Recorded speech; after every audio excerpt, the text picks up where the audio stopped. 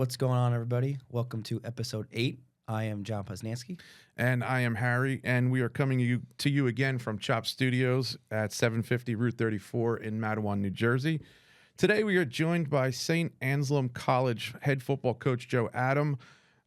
St. Anselm's is located in Manchester, New Hampshire. They are part of the Northeast 10 Conference. Coach Adam has held the position since April of 2016 and was the NE10 Conference Coach of the Year in 2023. Coach brings 20 years of experience at all levels of the NCAA level, being part of 2 NCAA Division II national championships at Grand Valley State University.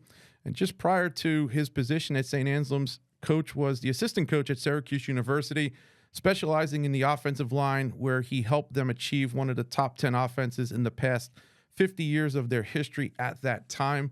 Coach, welcome to the show. Thank you for taking time out of your busy day to be a part of what we're doing here. How are you doing? Awesome, man. We are excited. We're about less than a week away from getting our guys back from a long break, and we're continuing to have another great recruiting weekend. Our weekends have been packed here recently, so I think the interest level in our program has never been at a higher rate right now. That's great to hear. So, adding on to that introduction that we gave here for you, why don't you tell us a little bit more about yourself and how was it that you ended up at football? Well, gosh, I tell this story a lot, and so I was when I was 19 years old, I was going to school in Minnesota in Mankato as a electrical engineer, and I thought that's what I wanted to do for my whole life. Right? I stayed on the engineering floor. I, was in my first engineering class on Monday morning, sat in the first 2 rows, and was looking around and said, "Do you guys really enjoy this?" And they're like, "Yeah, man, this is awesome." And I'm like, "Man, this really stinks." And so I'm like, "Well, I'm not going to be doing this the rest of my life." So uh, and understand, I'm from Chicago, so to be in Southwest Minnesota and being coming from Chicago as kind of a broke single parent family was kind of tough, and but I had to fail to succeed. Right. And I think this happens to a lot of young people in life. And so I really kind of looked at myself that day and I said, man, if I could really do something and be passionate about doing it, get up every day and find a purpose in it, what would that be? And that's coach football. And guys, that was 28 years ago. Wow. So, and so, for me, I don't live a job that, that stinks every morning. I enjoy getting up at 5 o'clock in the morning and getting after it. So I want that same passion that I have for my life uh, to, um, to spill over into my players. And the thing I teach them is, hey, don't worry about money and fame and all the material things in life. Go do something that you really love, man, that sets you on fire every morning, and all those things will fall into place. Um, so I'm a non-New Englander. I'm still learning the ways here 8 years later, and I do enjoy traveling and such. I don't get a lot of time off as a head football coach. I'm grinding all the time. I expect to be the hardest worker on the staff. I expect to be the lead dog in recruiting, and I expect everybody else to try to catch me. That's awesome. Coach, can you tell us a little bit about St. Anselm's, the school, the campus, and why a high school football player would want to consider calling that home? Yeah, it's about 2,100 students on about 300 plus acres. So it feels like you're at college where we're not in a little bandbox. And so I really identify, 4 real main reasons why guys come here, right? Number one is they want a high academic institution, right? That's non-negotiable for our people. And so the average incoming freshman here at St. Anselm is a 3.4 GPA. So we don't deal in the twos. There are many people in our league that 2.5, 2.3 gets you in the building. That doesn't work here. And so academics is one piece, right? Number two is the ability to play scholarship level football. This is important to people, right? We play Division II football. It's a chance to help your family. It's a chance to, be a rewarded for your performance on the field by gaining more athletic scholarship as you go. And then for all of our guys, number three is really internships and job placement. So you're going to do multiple internships here, different than when I had at Division One, where there wasn't a lot of time to do those things. And our job placement rate is 98% within the first 6 months of your graduation. So there's not many schools that can boast those types of numbers. And then number four is just culture and brotherhood. We believe in a we, not me mentality here. We call it the pillar of everything we believe in is called blue collar mentality, or BCM. We stand under that umbrella and proudly. And it's really those four pieces. I mean, there aren't many schools in the country, guys, in today's transfer portal world who have zero underclassmen in the transfer portal. We had one. He actually matriculated somewhere else in our league. We wish him the best of luck, but our we don't have anybody underclassmen in the transfer portal right now, and that speaks volumes about how happy our kids are, how they enjoy being coached, and we do it the old school model. We're going to graduate players in 4 years, and I'm about to, as the head coach here, graduate almost 33 players this spring, which is unheard of in the 21st century now. That's awesome. And having myself been up to the campus now twice in the last couple of years, I can speak to the fact that it's a beautiful campus. I was taken aback by how much there is to do in downtown Manchester. At least I must have counted 25 or 30 restaurants just alone, right not too far from where we were staying when we were up there. So it's definitely a nice place to go to, and we've certainly enjoyed our 2 visits when we've come up to see you guys play. I appreciate that. Very accessible. We have an airport that's 10 minutes from campus, 50 miles north of Boston, 40 miles west of the beach, and a little bit less than an hour south of the White Mountains. So it appeals to a lot of different personalities here, which is why we have 15 states represented on our roster. Yeah, there's a lot New to do Jersey up there. being one of them. Yeah, you definitely recruit very heavily from New Jersey, and that's how we've met, because of the number of guys I've trained who are now attending over at St. A's up there. So, next question I'd like to ask is, what role, if any, does athleticism versus the football IQ in your evaluation play with potential recruits? Yeah, I mean, I like to look at quantifiable things, right? And so, like, when we talk about different positions, it's one of the reasons why we host our own camp as well as look at other camps, because, um, understanding that it is, in springtime, it may be May or June or the summer before their junior or senior year. And so you have to extrapolate some of the data a little bit, but we like to look at, okay, right, his height and weight. That's all well and fine, but okay, some guys run the 40 really well. The old linemen are not going to run the 40 very well, obviously. But look, if you're fast, you're fast. Like Right. I don't believe in a guy that says, well, I'm fast on certain days, but man, I didn't test for this. Look, when you put your cleats on, you're faster or you're not. Right. So Mm-hmm. we look at shuttle times, we look at broad jump for power. And then what we like to do from the skill positions is really try to see if that guy has any track times, or speed numbers. How fast can he get? Can he get to 20, 21, 22 miles per hour? And those types of things. So football IQ is something that we can teach, Okay. right? And I think from a college perspective, you get a chance to teach it here, and that's part of the growth of a player. Mm-hmm. It's really hard to say, okay, well, this guy has a great catch radius. He can start and stop very well. I think you can develop some of the core pieces in the O line and D line.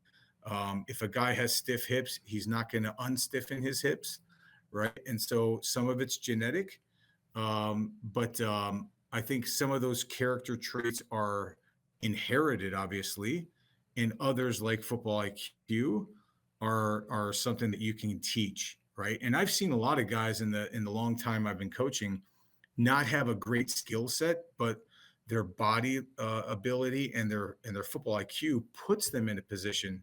Now those guys are going to top out at a certain range, but I think within your team you have to have both of those guys. You got to have your all-stars and the guys that have pure speed and pure power, but you also have to have some glue guys and some guys that just work tremendously hard. They may have topped out from their ability, but man, that little slot receiver who doesn't run that 4 or 5 that you want, but he always finds a way in that little window to find a place. That's football IQ. Mhm. Can you touch on how technology today is, helping recruiting, using huddle or analytics, stuff like that, how that really changes how recruiting goes? It's crazy, man. I remember the old days of like getting, we used to collect boxes of VHS tapes. People don't even know what VHS tapes are right now. Then it became binders of DVDs. So now we're walking around with a case like this, 300 DVDs in there. And so now everybody, I think every recruit has to have huddle. I think you have to be very smart with how you put your highlight film together. No coach is going to watch 8 minutes of film, and so I'm a little old school. Would I love to watch some complete games and go and see those things? Absolutely, but and I get this question a lot, but you have to understand from the college coach's perspective, the amount of data and the amount of people that we have contacting us on a given day is extraordinary and unsurmountable. I mean, it really is. And so, like, it's easy if you're recruiting 3 or 4 guys, but when you have 50 DMs on Twitter, Right. and then that's not just that, plus your emails. I mean, I need a full-time secretary. I need 3 of me. And unfortunately, they're not paying for 3 of me at St. Anselm. So, That's why you're but waking it's up at vitally 5 a.m. every day. no doubt, man. It's vitally important, to be able to look at huddle, look at some of the films. Um, we recruit mostly off of Twitter, some on Instagram, uh, and then using our FaceTimes and text messages and phone calls to really kind of learn about people. And so it's still about a people business, but we try to accentuate the technology wherever it fits. Speaking a little bit about the game itself, the speed of the game changes as a player graduates from level to level. What advice can you offer to the players out there who are in high school to be prepared for what the college game will be like for them? Yeah, I think the high school guys, like we talked about with our guys that are verbally committed right now, like they have a one they enjoy your senior year, man, because like being 18 only happens once in your life. So like that's a lot of work to get it to this point. Um, I encourage guys to play multiple sports. I really do. I do like that. I maybe I old school that way, but I think being part of a team's important. And then as you start to like specialize your training, I think the mistake that young players make is they feel like, man, I got to put weight on, I got to do this, and they neglect the whole running portion. They neglect the whole speed portion. Like you got to sprint. If you want to be fast, you have to sprint. I mean, coach, you know that one, Yes. right? So I think people neglect that all the time. They get the workout. They're like, okay, I'm in the weight room 4 days a week. Well, that's great. But then they start to get slow and then they get bulky. And then you spend the first half of camp here trying to get them in shape. And so with us, we have a lifting and running component. Um, I would encourage those guys. I know that's some of the work that you do Yes. with young people, and so um, sprint. Find an open field, sprint. Find a trainer, sprint. Use weighted things that you can weighted belts, chains, those types of things, and then have a progression to it. And so that's one thing that will get you ready. It's funny we talk about like when we have our camp in winter versus our camp in summer. The camp in winter guys never blow out their hamstrings because they're just coming off the season. They're coming off Right. that type of training. Sometimes like we see like guys have not prepared correctly. So now they start running the 40 in like June or July and they haven't prepared correctly. And that's when they pop their hammy. And so like, but that doesn't happen if you train and you sprint. I think personally, and I have a biased opinion to this guy, but Alejandro Santiago is definitely one of those players, someone who I've known and been training since he was 13. But I look at the transformation he made in the work that we did and how Yeah. like this past season was probably one of his best seasons he had for you and the program. What an unbelievable player. Just an unbelievable young man. I'm glad he's staying up here in Manchester. I'm going to get the chance to see more of him. That's the only bad part for me is that he's now graduated, so Right. I don't get to spend every day with him. I don't get to train He's him that anymore either, so I missed that too. Yeah, I know he's that impressive of a young man, and I'm so appreciative of being part of the journey with him, and I'm so glad that he said yes to us, basically 2.5 years ago, and allowed us to, give him an opportunity and a platform to really accentuate his skill set. Man, what a dude! I have to add something to that. We were training the night you called him, and the funny story of that is he's looking at his phone and he goes, "It's the coach from St. Anselm's," and he said, "What should I do?" And I says, "We're going to stop training and you're going to answer the telephone." And we were together outside that night when you were speaking to him and invited both he and his family up to see you. So I don't know if I'd ever shared that with you before, but I was there with him the night that phone call occurred. That's cool. That's a cool moment. Yes, it was a lot of fun. Coach, what aspects of being a football coach do you enjoy the most, and why? I think for me, I'm a pretty faithful guy. I think, for me, it's about developing men with the platform of football. And so I think we all look at wins and losses of a coach's life. And the wins and losses that I kind of gauge my life on are, have I developed them into being the best man that they can become? Are they going to be a difference maker in their community? Are they going to be a great husband and a great father? And, if I look at those parameters, I've got thousands of wins here Right. in the 28 years I've been doing this. That's why I got into coaching. Somebody poured into me when I was a young person and I needed that help. And I've been able to do that over my career with a lot of different guys here. And sometimes it takes strength, guys, and challenging folks. And sometimes it takes warmth and just kind of putting your arm around a guy and getting him through some of the hard times. I have the ability to do both of those things. That's the gift that God has given me. And so I'm going to try to utilize that gift the best that I can as long as I'm here on earth. And that's a challenge too, because you're not just dealing with 1, 5, or 10 people. You're dealing with close to over 100 individuals. And I guess that's a good lead into the next question: is communication is key on the field and the sidelines with your coaches and players. How would you describe your communication skills, and what challenges, if any, do you encounter? Yeah, I think communication wise, being all on the same page, having a united and unified front, I think is extremely important. But also understanding on the other side of this, there's going to be some conflict sometimes. This is a very this game that we're playing, fellas. This is a very emotional game, right? Hmm. And sometimes you can wrap in the emotions of the game.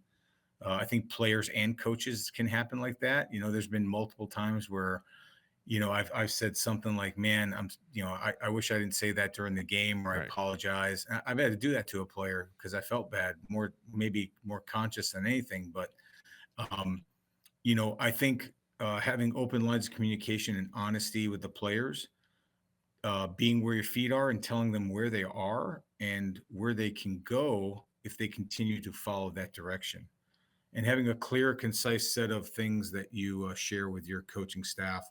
You may disagree with some of what the coaches do, but when we're in a private meeting, but when we leave that meeting, we're all going to be on the same page as far as like how we're going to coach, what our belief systems are, and how we're going to move forward that week or that opponent or that period of time that we're in within our schedule. So I think communication is vital. You see all the challenges that happen not only in teams but in like person to person communication happens when we stop talking to each other, Right. right? When people stop talking to each other, that's when hatred starts, and when people stop talking to each other, that's when jealousy starts. So we have to have open lines of communication and treat each other respectfully no matter what our tag is. Hmm. Coach, you're a leader. Can you describe your communication and how what motivates your motivational tactics towards your players and your team? Yeah, I'm a pretty like black and white kind of guy, man. I'm pretty direct. I think some guys like really appreciate it. I think some guys it takes them back a little bit as far as early on.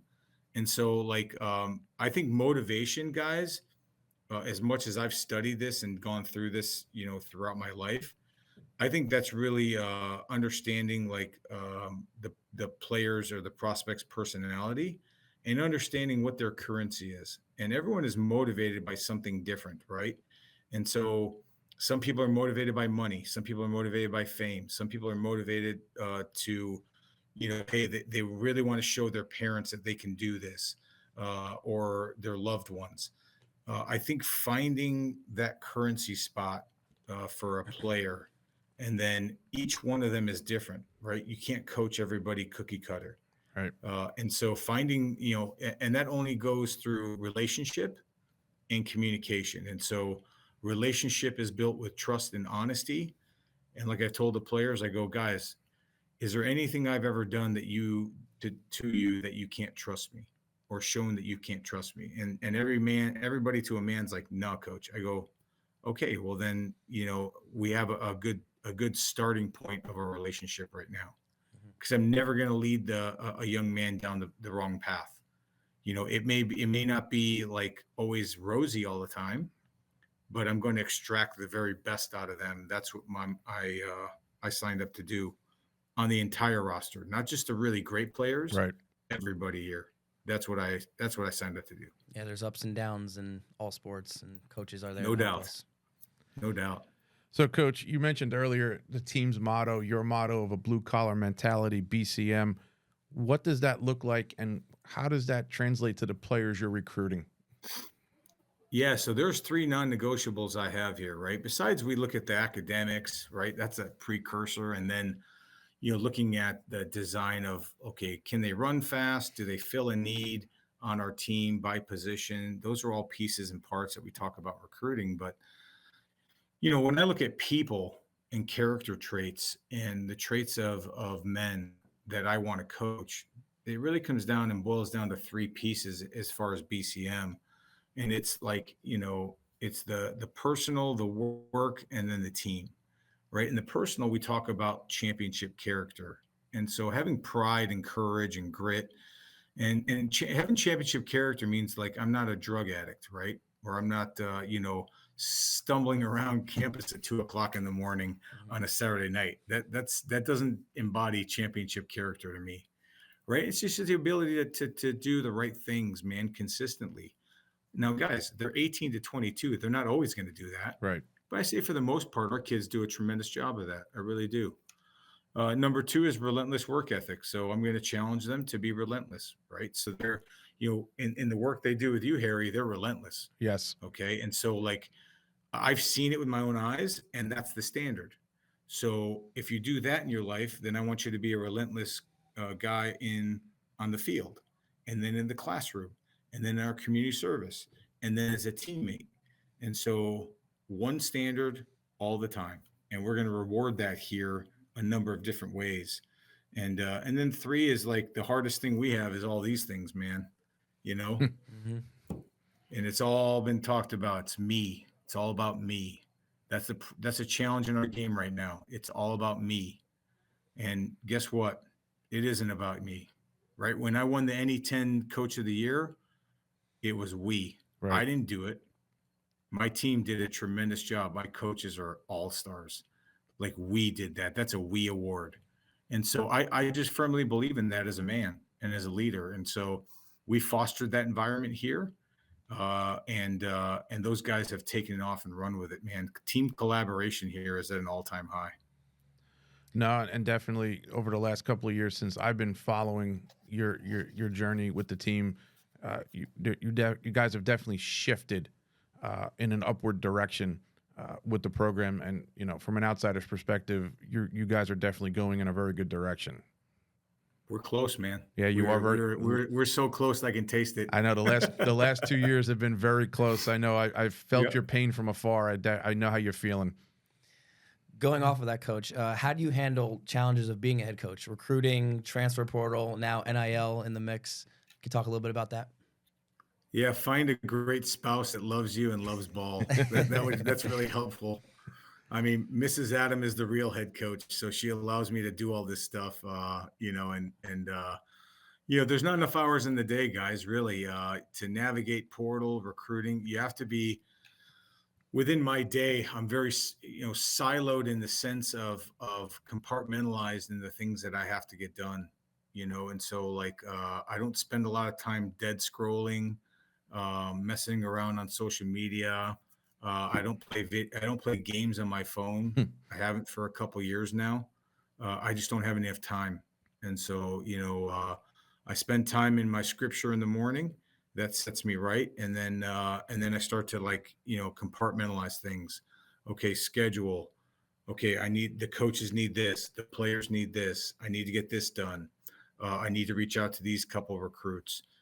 Sometimes, I work a lot of times at night at home, so I very rarely go home at 5, 6 o'clock and can turn it off. It's never off. So once we get to signing day, I'll have a little bit of a break, but not until then. So this is how winning is done. When everybody else is hanging out and you're out working people, that's when you should expect to win.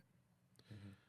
Speaking of winning, it's easy to be excited and happy after a win, down and frustrated after a loss. So over the course of a season, how do you balance out the two?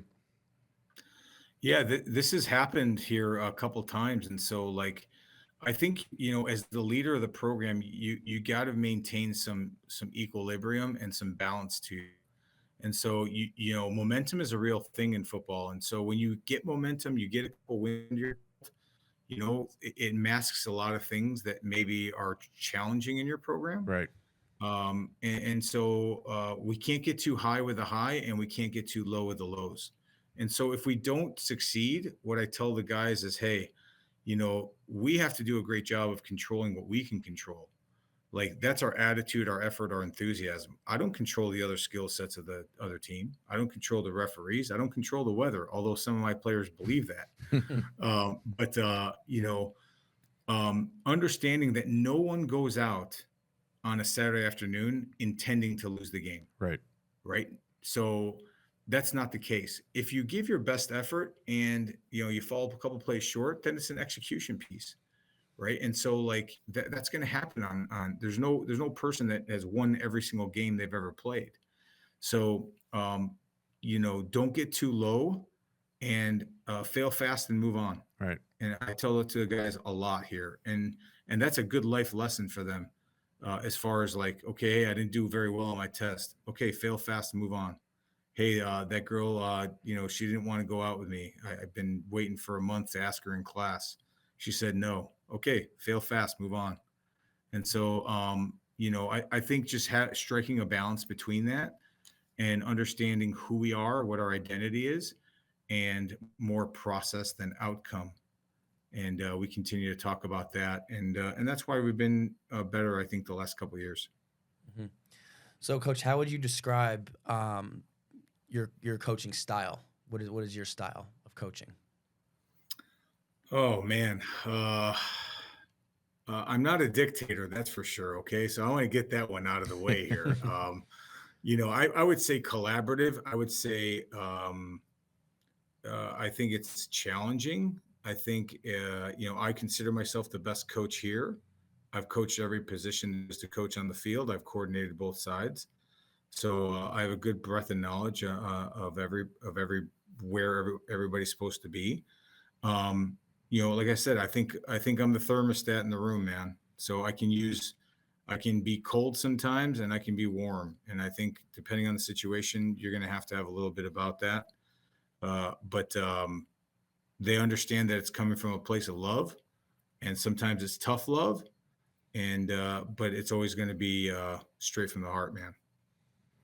Yeah, you have to be able to have that balance between the two where, you have to be a disciplinarian at times, but at the same time, be able to put your arm around that player and let him know that, you care about him and that, you've got his back, no matter what's going on.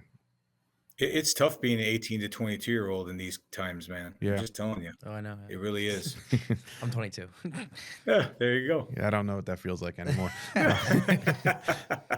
So, Coach, if there's anyone out there watching this who's a maybe a sophomore or a junior who's getting into that recruiting process, what are you looking for in a player when you're recruiting him? Yeah, number one, I'd say is don't treat Twitter like Tinder. Okay. So, like, don't send a bunch of mass messages. Don't know anything about the coach or the school. Like, I can smell that like a cheap cologne, man, about 100 miles away.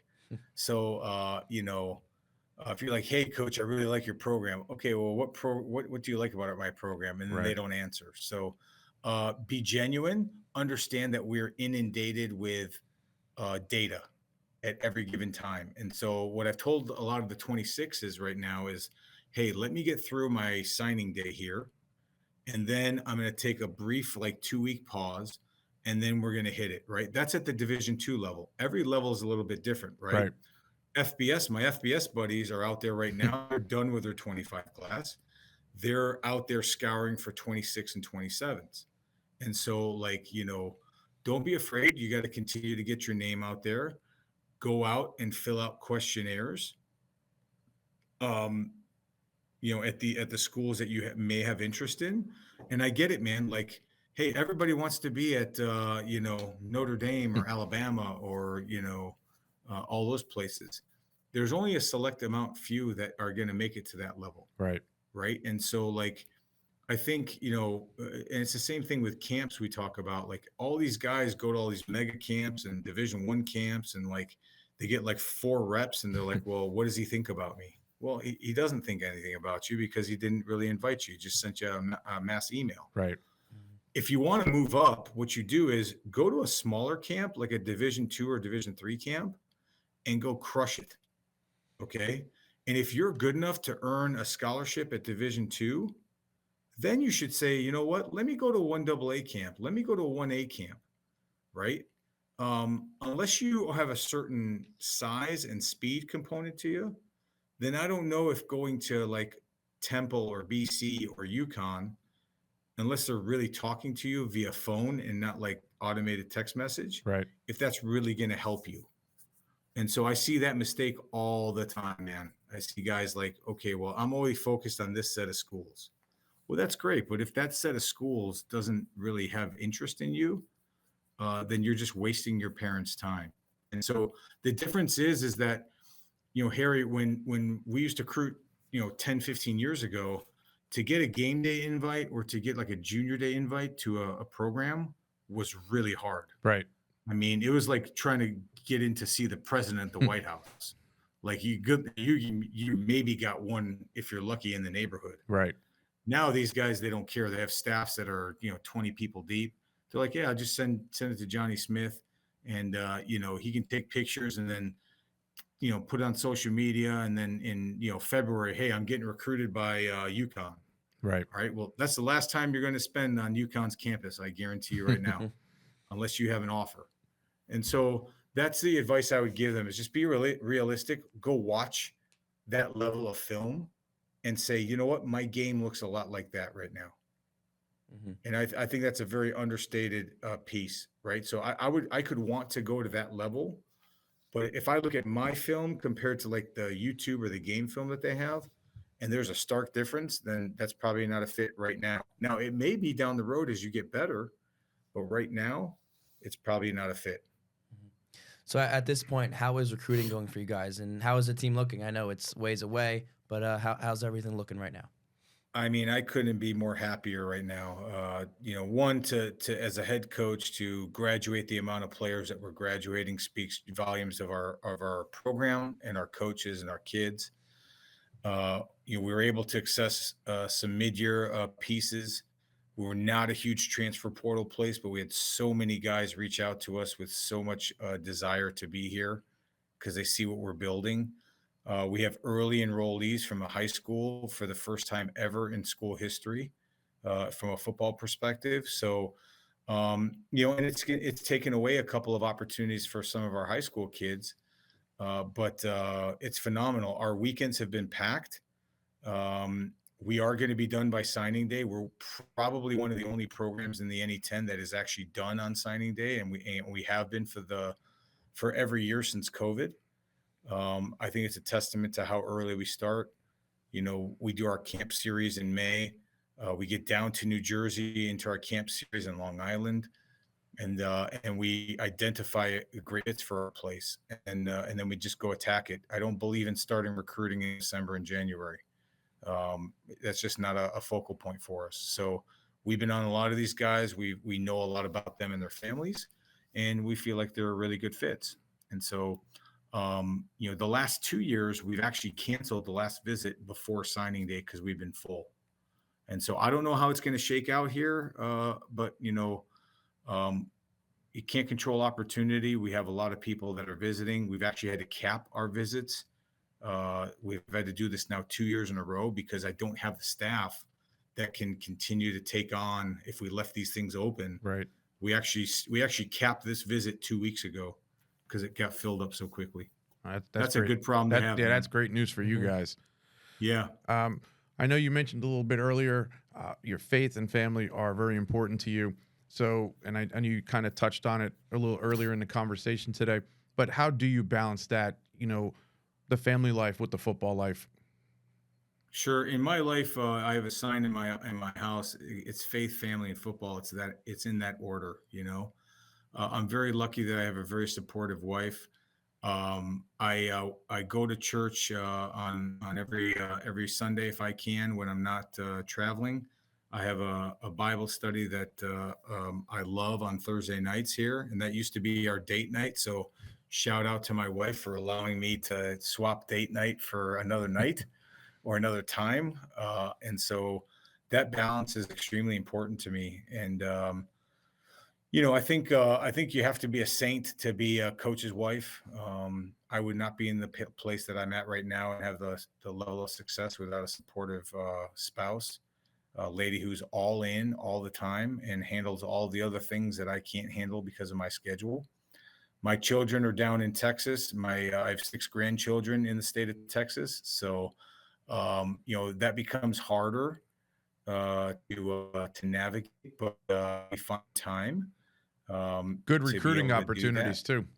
Yeah, there's no doubt. There's no. We want to keep our Texas pipeline going too, and so just trying to be present, be where my feet are every single day. Like if I'm at home, and like I don't have my computer out, I'm going to be where my feet are. Right. Right. If I'm at work, I'm going to be where my feet are. And so, um, finding creative time to do the things that I need to get done on a daily basis. That's balance for me. You know what I mean? I'm a racehorse, guys. Like in life, you're a racehorse, you're a turtle. That's why like guys like me that retire, they actually get into trouble because they stop doing things, and that's when Right. troubles arise. Yep. So turtles can't be racehorses, and racehorses can't be turtles. So I when like that when analogy. much like a racehorse, when the buzzer goes off, man, I'm out and running, man. I'm going.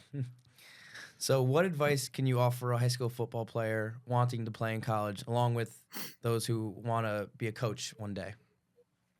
Yeah, just follow your passion. You know what I mean? And so like, the thing about football, man, is like this thing like sometimes takes over our lives, right? It consumes us. And I may be giving out the wrong vibe, but like that's okay. Like it's okay to like study football and go watch football and go work out, whatever your regiment is every day, 5 days a week, whatever that is. Like football is the fiber and the fabric of kind of that's woven in our lives, right? And for a lot of guys, it saved them from a life of something else, right? And a life of living on the streets or a life of bad grades. Like it's the thing that brings it all together. It's the glue. And so I can't imagine a life without football. And so embrace that. And if you want to be great at something, you have to be willing to do what others refuse to do. And if that means getting up and training every morning, like I have young men who do internships in the summer, guys, and I mean their work starts at 7 o'clock. Those guys are up at 5:30 training because that's the only time that they can train. That's what's required to be great in that young man's life. And most people are not willing to do what's required to be great. They think they can, Hmm. but they're not consistent with it. And so I think also finding an accountability partner is huge. If I'm a young guy, like, or a guy like Coach Harry, hey, he's going to hold me accountable to, like, okay, man, we're training at this, and this time. This is the expectation. Let's do this. Have an accountability partner, right? It's going to help you tremendously when you want to tap out of that workout, or like, it's not feeling great today. No, man, that's what average people do. Don't be average. Um, you know, work on your training. Live. Uh, the best thing I can tell a student athlete is live a boring life. I hate to tell you that. Hmm. Live a boring life. You don't need to be on social media. You don't need to be filming everything. You don't need to be the life of the party. Like, there ain't nothing wrong with eating rice and chicken, going and training, and then go and sleep for 9 hours a night. I, Like, I I want can't to know agree with that that dude. more. I can't agree with that more. Who's that dude? Like, tell me where that guy is, and I'm calling that guy as a recruit, like, tonight. Right. Okay. And so that's the dude I want, that isn't motivated by the fame or the other jazz that comes along with some of these things. Hmm. I want the guy that is like, okay, I'm going to find a field on Saturday morning. I'm going to go work it out, and we're going to roll. And that's what it is. That's awesome. Well, Coach, we want to thank you again for taking time out of your very busy schedule. I know this is Absolutely. a hectic time for you, which hopefully will come to an end pretty soon. But then it all starts again. Yes, it But does. yeah, it all starts again. Looking forward to this upcoming season. But that's a wrap on episode 8 of Destination Talk with Coach Adam. We look forward to seeing everyone here again real soon.